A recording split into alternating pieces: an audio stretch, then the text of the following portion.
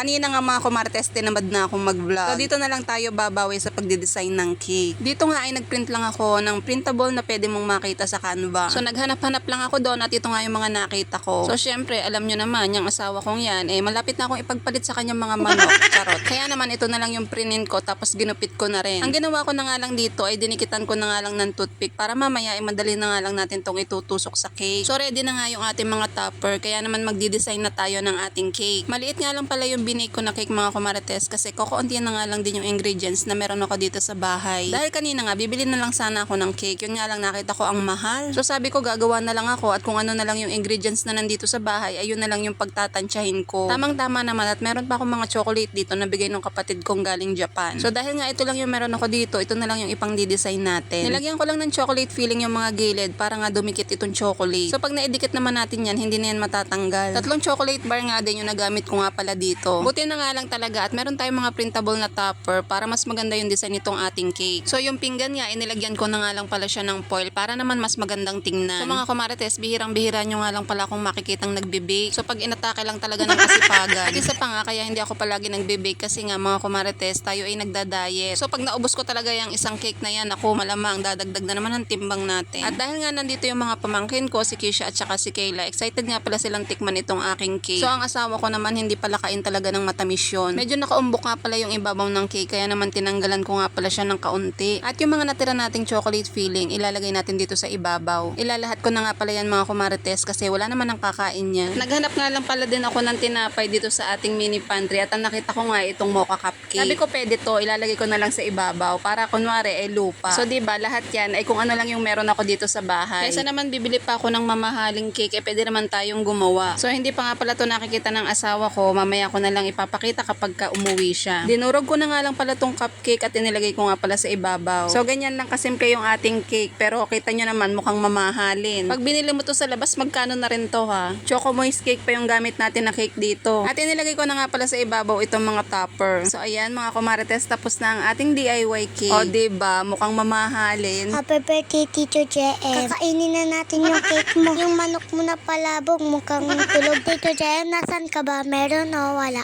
Bye-bye!